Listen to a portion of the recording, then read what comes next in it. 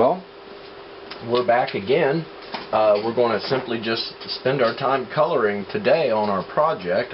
Usually that's the longest period of time anyway on a project.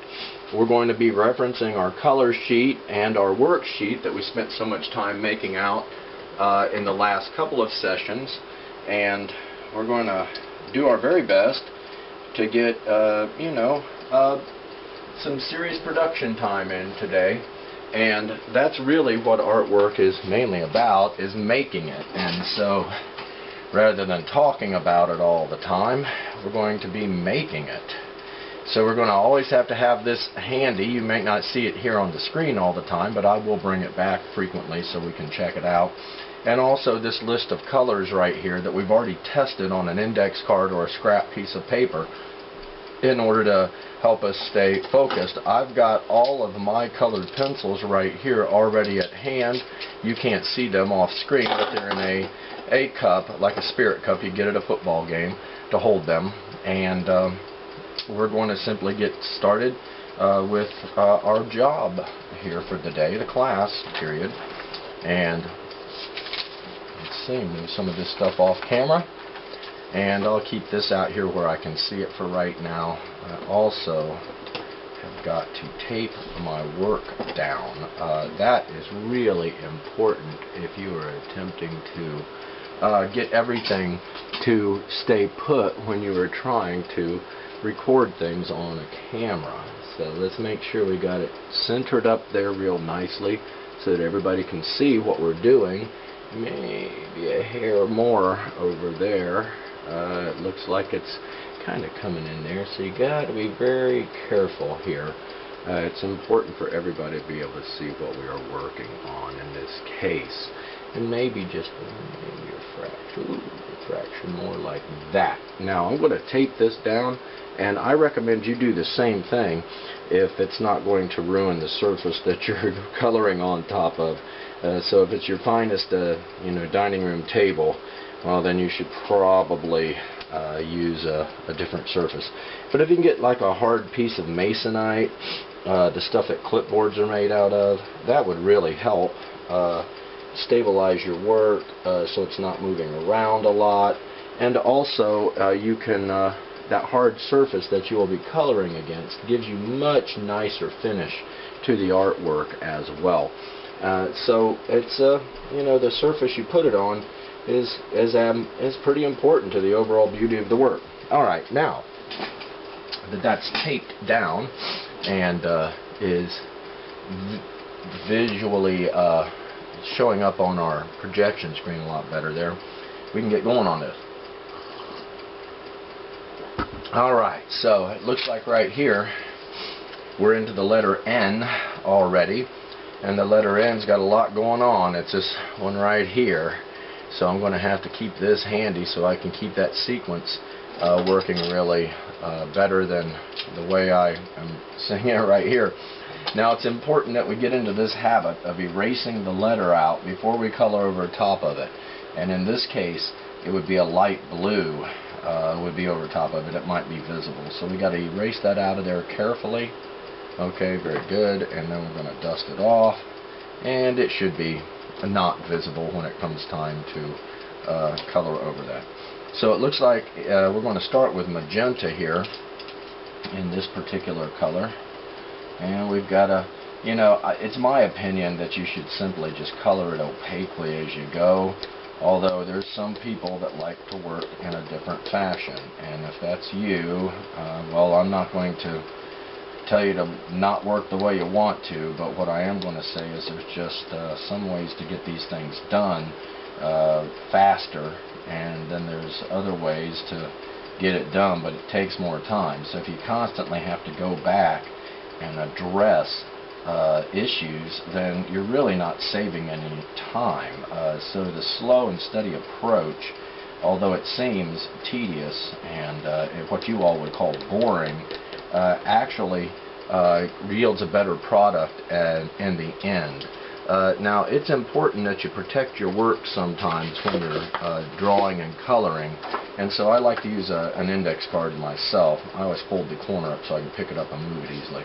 But I'm going to put my hand on top of that index card to keep, you can already see the back of my hand is already getting dirty from some drawing I was doing earlier. So that filth gets all over your artwork, and I can see it right here. You may not be able to see it, but I see it smudging right there already. So I'm going to be careful about that. So the next color is violet, and so I'm going to take violet out of my, I kind of try to keep these colors right at my fingertips, but sometimes you have to also sharpen them, put them off to the side. That's completely understandable. So violet, nice dark color, shows up great against this magenta. And they're closely related colors anyway. Magenta is a type of red violet, I suppose. It's kind of a pinkish purple, that's for sure, so it's probably got some red content in it.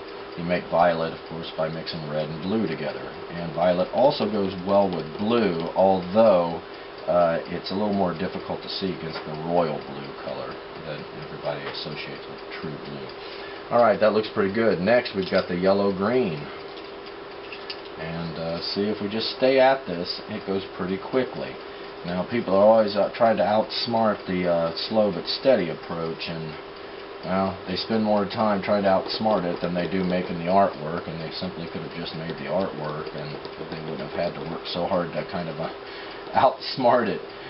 So my advice to you is simply just go, in most cases, one square at a time, get it done.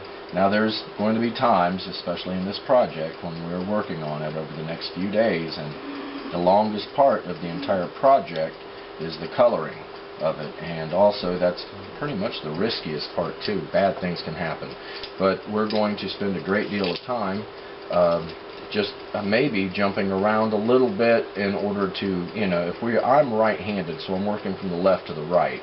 If, on the other hand, you're left-handed, you should probably start over here and work your way from the right to the left, being very careful not to smear your work. That's what all of this is about, is trying not to mess up our artwork, now that we spent all this time making it. So our next color in the letter N would be this light blue color, and I believe it will cover up any little remnants of that English letter N that I put in there at the beginning of the project.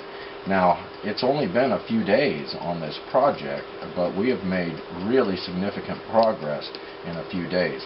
I realize also that I'm working faster than most students can, so even though our videos are over 30 minutes long, most of them, some of them are over 40 minutes long, but most of them are over 30 minutes long easily. That's a lot of time. If you were keeping up with me, you could get it done in, what we're in the 30 minutes worth of progress you see me make.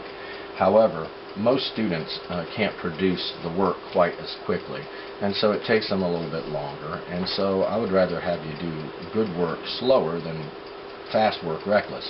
So we're going to go down the next row, and orange is our next color, and in this case I think I've still got a little orange left, probably can fill in that square with it. Not, we'll just have to, to sharpen it up, keep it going. Now, I've been pretty lucky.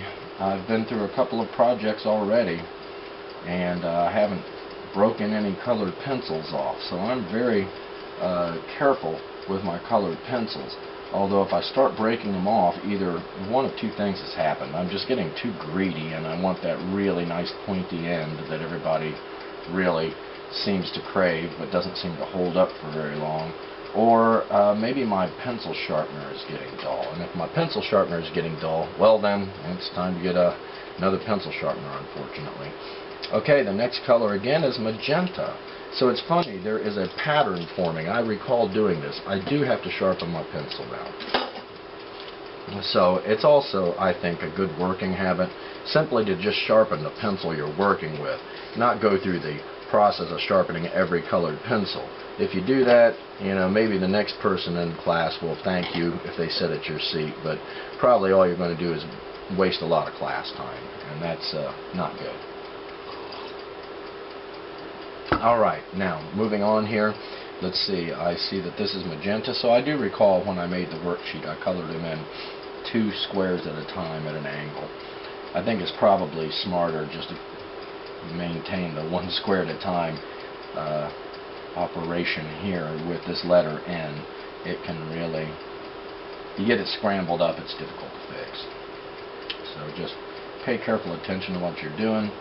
It usually takes between, some letters are easier than others, but it usually takes between 5 and 8 minutes to do a square or do an entire letter and a message here. So sometimes it goes faster than other times, but some letters are much easier to color in. The letter Q, for instance, is just one uniform color.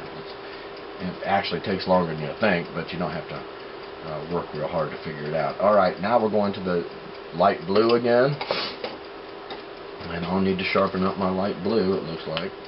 So let's make sure it's the right color, but it does seem to follow that diagonal effect that I've put in there. So that's starting to make more sense to me. I remember that now. Okay, so we're just going to keep coloring on our light blue, and simply every day, if you just keep up with what I'm doing, it would be just like what we would be doing in the physical classroom. If you're making this lesson up, well then, it would be just like what you would do in the physical classroom if we wrote together.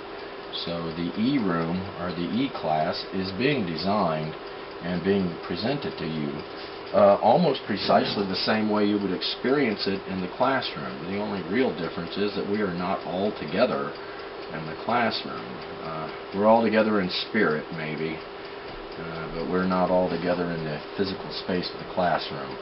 And so I would come around after coloring a little bit, and I would give you some advice, or I'd chastise you to get you back to work if you weren't coloring more and talking less. And so I would be working with you to get your projects done, and we would draw them together, and I would help you solve your problems there, as long as they're related to art. I don't know much about other problem solving. Okay, now let's look. Here we are again at the dark brown. So we'll go over here to the dark brown. That looks pretty nice. Really nice, in fact. It's an underutilized color. Everybody always wants to use it just to color trees and wood and animals with. But it's really underutilized. It's really quite attractive. When you do paintings, especially advanced paintings, you use the colors brown a lot, and you mix them with other colors to make natural colors, that you would see every day, earthy tones. So the world around you visually has a great deal of brown in it. It's just we're so used to seeing it, we don't recognize it. And also, brown goes great with violets and oranges as well. When you make brown, if you had to create your own brown color, you would do it by mixing violet and orange together, and that would create a brownish color called russet. If you put a little bit of black in it, you would get a dark brown, like umber, burnt umber. However, if you were to put white in it, you would get a light color, more like tan. So brown is very versatile once you understand how to work with it, and versatile is that. That is very attractive. Okay, well, we've got brown here. Strangely, in the next row, we can keep our brown out because we're simply just going to use it again in the next row here. So some of the letters, especially the letters like the letter N, which requires a great deal of high-risk work because there's all these nice little tight corners have to be colored in right up next to each other. You don't want to pollute the other colors. But some of these letters take longer than others. I'm hoping that the next letter, O, which is just 2 colors, will go in a little bit more quickly. But this particular one seems to be taking quite a long time, but it just seems that way. And this session will be over with very quickly. 35 to 40 minutes is really not very much time at all. In college level art classes, you stay together for many hours. And then the high school art classes also, they're rather lengthy. I think each one of them is 53 minutes long at the high school. So those are rather lengthy classes too that can take a long time to get your work done. Now look, we got tan and tan right next to each other here. So we're going to have to, I think I'll do those both one after the other instead of coming back to it. And I'll have my tan sharpened up here with a good working point. See, it's not real pointy there. It's got a good, nice, stout point on it, and that helps us to keep coloring and not waste the materials. If you're constantly sharpening your colored pencil and breaking it off, then you're really not making any progress, and all you'll end up with is like a dull sharpener and a messed up pencil that's too short to finish the project with, and probably a blister on your thumb from sharpening pencils so much. So don't get greedy. Just take, 3, maybe 4 twists with the pencil sharpener, and you will probably realize that that is the best way after a long time and much frustration. So you can learn from what I'm saying, or you can, go off on your own and figure it out your own way. That's okay too. A lot of people can't learn through any other way. But I'm just telling you from experience and watching a lot of kids sharpen colored pencils over the decades, that you can spend a lot of time sharpening that colored pencil and waste all that time that you should have been coloring with it. So that's my advice to you. And I've watched thousands of students make projects over the decades. Some of them got them done.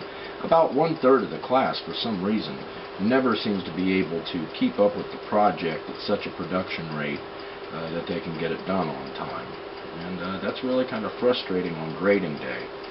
Now, grading day for us is going to be, whenever about 10 days or 11 days after we started this project. So you back up in your mind to the day that we started that project, plot out 11 school days, and that's probably when it's going to be due.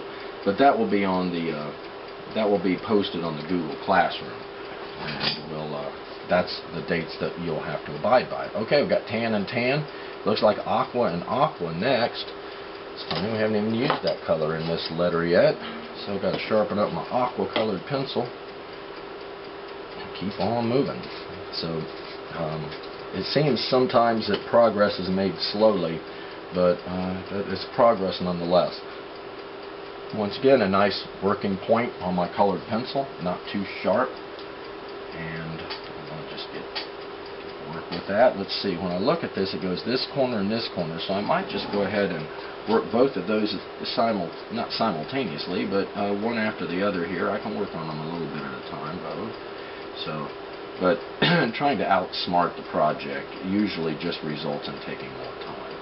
If you just do the project the way that it is planned out, you'll notice that you get great results. Now let's say you should mess up and you color something wrong when you're making your project. You can probably just go back and fix the worksheet so that it matches whatever mistake you made on your project. Now if you made that mistake more than once, well, then you're going to have some other issues that you're going to have to figure out, because it's very difficult to fix these once they are messed up. So the practice of going along slowly and carefully and steady, just like the fable of the tortoise and the hare,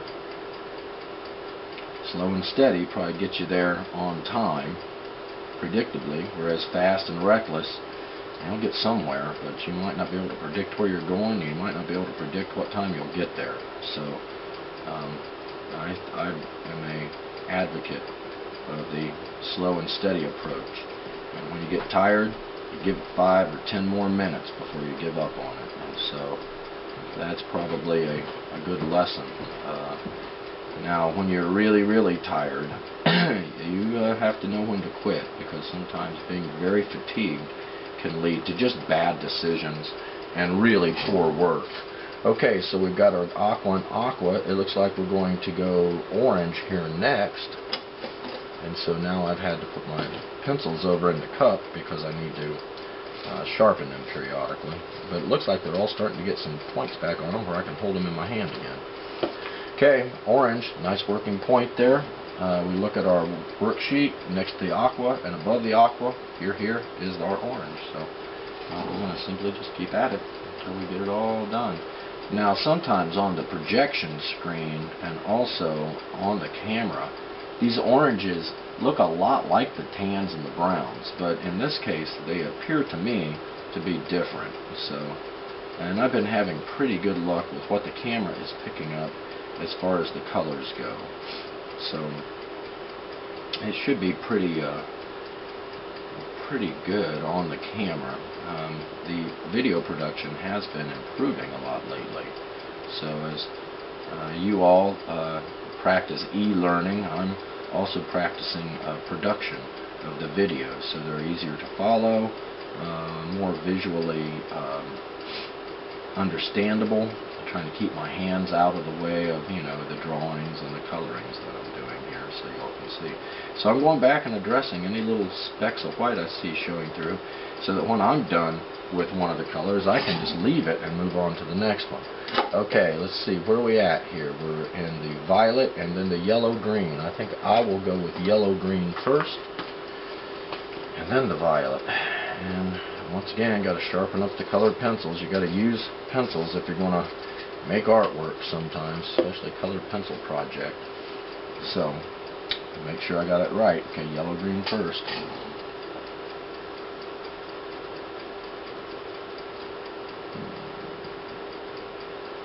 Alright, well, I'm hoping you're all making good progress.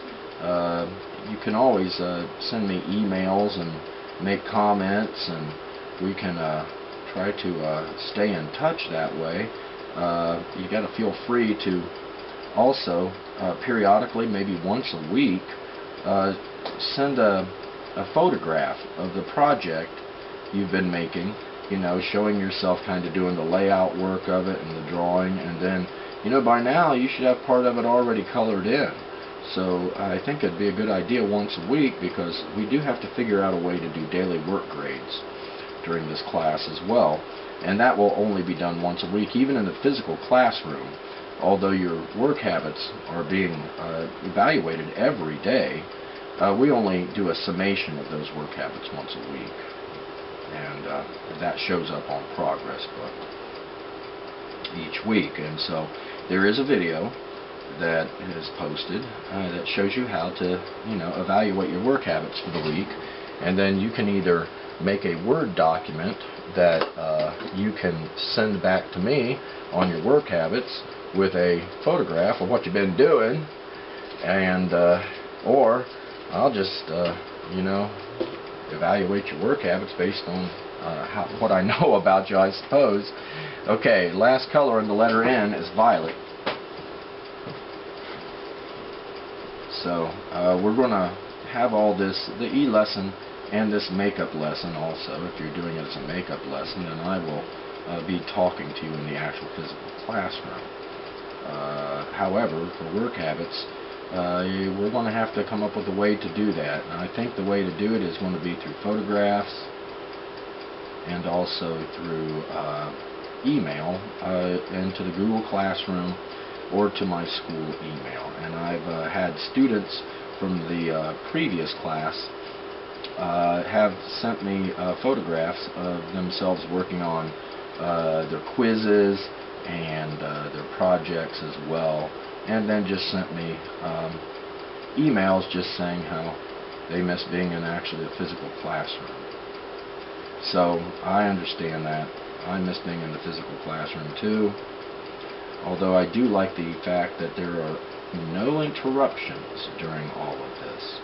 And so that lack of interruptions, people being called out of class, announcements being made, all of that, those interruptions really vastly affect the flow of the class. Alright, seems like we've been doing that forever, but that looks really quite good, I believe. And so, you know, an ounce, we've already got the first word done, A-N, an ounce. Now we're going to O-Z. Now the letter O, we got to find it on our chart here somewhere, and it's magenta on the top and jade green on the bottom. So I'm going to get my jade green and my magenta ready. Looks like the jade green could use a sharpening. Now also, when you're using colored pencils, or even regular pencils for that matter, if you rotate the pencil around constantly in your fingertip when you're coloring with it, you roll it around, you're going to notice it lasts longer, and it also has a much nicer, it keeps a much nicer point. Okay, I think I'm going to start here with the, let's start with the magenta since it's on the upper portion up there. So, oh, I got to erase my letter out. Sometimes I forget about that. So, pink eraser is a good thing to use. Okay, so I've got my erasing done. I'm going to dust that off. If you've got your own little paintbrush that you can use to dust off your artwork, it really keeps it from getting filthy. Now, let's go back to what we were doing here. So in this case, the letter O, magenta on top, jade green on the bottom. Got them. Okay, and then we'll just start working. Now, whereas these are a lot of little spaces, this are two rather large spaces. So sometimes that colors in faster. Sometimes it just is a lot more coloring of the same color. Okay, now I try to color in such a manner that I don't develop a pattern when I'm trying to. I want this particular work to be smooth in its texture. I don't want a pattern of coloring to show up. So, you know, every time you make a mark with a pencil or a colored pencil or a crayon or a piece of charcoal, that's called a strike.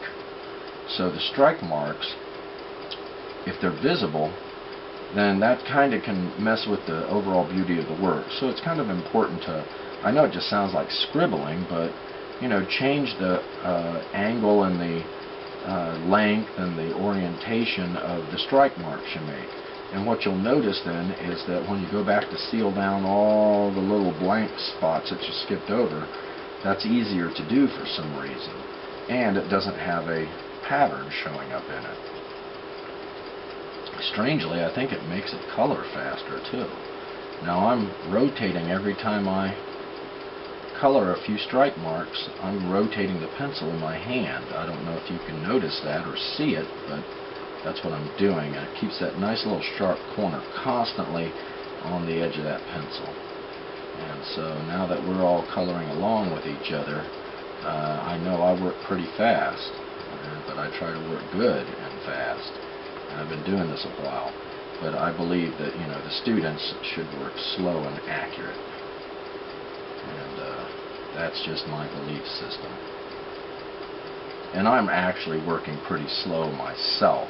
If I were really, really trying to you know, drive through this very quickly, well, I would probably have a couple of colored pencils of the same color already sharpened up on the sidelines. Or maybe sharpen both ends of my colored pencil so that I spent less time sharpening and more time coloring. And so that really picks up the production when you have your materials already set aside. And we do have our materials set aside. I've got my colored pencils already picked out and selected, and they're in a cup just off camera to the right. Now that is getting pretty well worn out, but I can probably squeeze a few more marks out of it. But when you start scratching the paper, then that's a bad thing. You've got to know when to stop and resharpen. In this case, it looks like I need to stop and resharpen. Alright, but that's how it... Oop, I'm missing that little part right there, right next to that line needs to be dealt with. There we go. So, when you're making colors, you gotta sharpen the pencil. You gotta keep it going. So, man, my voice is getting a little ragged. Alright, that's good.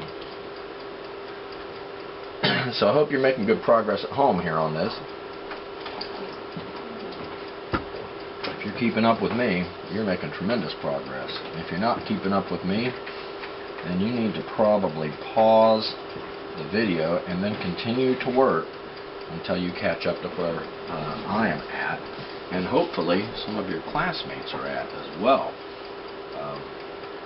Or just run the video slower. My voice will sound strange, but you'll be able to keep up. Or, you know, you pause it every once in a while. If I get too far ahead of you, pause the video and keep up. And then when you catch back up at the part where you paused it, then go ahead and let it roll. And then if you get far behind again, then pause the video or replay it if you have to, so that you know exactly what's happening and you get the advice I'm trying to give to you right now that I would normally give to you in a physical classroom as well. I'm going to approach this from a slightly different angle now, because I want to get right up next to that line, tuck this right into that corner, There we go. Accuracy is important. It keeps you from having to redo your work constantly. If you were making a painting and you got a real expressive, but then you ended up making a big mess of it, it'd take you longer to fix it than it would have just to slow down a bit. Okay, this is starting to shape up pretty nicely here. This color is very attractive. And see, it's a type of red too, since it's a reddish violet or reddish purple. It's looks good against green, because red and green are opposite colors. Now magenta is not a color that's on the color wheel, so I guess it's not technically its own color. It's a variation of either red or violet. However, it's a type of red, of course, some sort of red, and it will look great with that jade green tucked right up next to it. So some of these color combinations, if you know what you're doing with a color wheel, and we'll go into that during our painting unit, then you can pretty well set up a series of colors that look great together. They've got what's called color unity. If you're in fashion design, or you're creating suits of clothes for people, you would want those colors to look good together. Furthermore, same thing if you're in interior design. It's really important that all the furniture and the flooring and the draperies, all of those things need to kind of look good together. That looks fantastic. So I'm going to switch over to my jade green now and continue the bottom portion of the letter O here. And I'm going to do this the same way by trying to vary the strike mark of the colored pencil so that I end up with a smooth finish, more random instead of a pattern of overlapping strike marks. And that can be used on purpose, especially if you're trying to color in something like fur on an animal, or you're trying to fade one color into another color. Then those overlapping stroke marks can be really used effectively. Now if you're trying to get a smooth finish to something, though, this whole kind of looks like I'm just scribbling is a good effect too, and it kind of flattens the color out because you have to go back and continue that in many different directions in order to get it to smooth out, and that's how it works. So what appears to be, oh man, you better grip that pencil. In some cases it got rolled all the way into the streets, I suppose. Not down here. I'm working at in my own studio right now, videoing all of this under cameras and lights, and this is in my basement, of course. So it's not been. I get to see out the window periodically, but it's kind of dark and gray down here. So it's can be lonely in the art studio at home when there's no activity going on around you. So this is the activity for right now. And it can be very meditative too. Coloring, any repetitive activity that you do over long periods of time, generally about 40 minutes of it, is really very good for your mental health state. And that would be, wow, that's that bell represents the end of a class session if you want to know the truth. So that's been 35 straight minutes of production. I'm going to finish up what I'm doing right here, but now it seems funny that in 35 minutes all we're able to do is get 2 squares done, but I think what you're going to find is as the days go by here, we're going to get more and more done. But on this 12 by 18 inch paper, these are pretty large images that we've got to color in, and as a result of that it can take a while. So it takes time to make good artwork. It takes persistence, dedication. They don't call it artwork for no good reason, because it really does take work. And in the next session we gotta make more than just 2 letters in, but I've been working pretty much at the peak of my abilities, and I'm hoping that you are too. So we're trying to make it as fast as it can be made and still maintain good quality results. I suppose that's what we're really after here. I'm almost done with this part, and I'll go back and dress up any stray little specks of white I see showing through. So let's take a good look at that. That's pretty good. That's pretty good. I like that random scribble approach there that gives me that nice kind of flattened out effect, like it's construction paper has been cut out and glued down, something like that. I'm just going back now and addressing all of the, boy, that flat tip is pretty flat. I'm going to have to sharpen that up again, but not till the next session. Alright, well, here we are at the end of another production session, and it looks like we've made progress. So you got to stay focused during this period of time. The first couple of rows, first few characters take a while, but in the end it will be totally worth it when we have a beautiful opaque and brilliant project that spells out a message, which in this case is an ounce of prevention is greater than a pound of cure. So that's a good thing to think about during this time. Alright, well, we will get back together again next time, and we'll continue on the project. Have a nice day.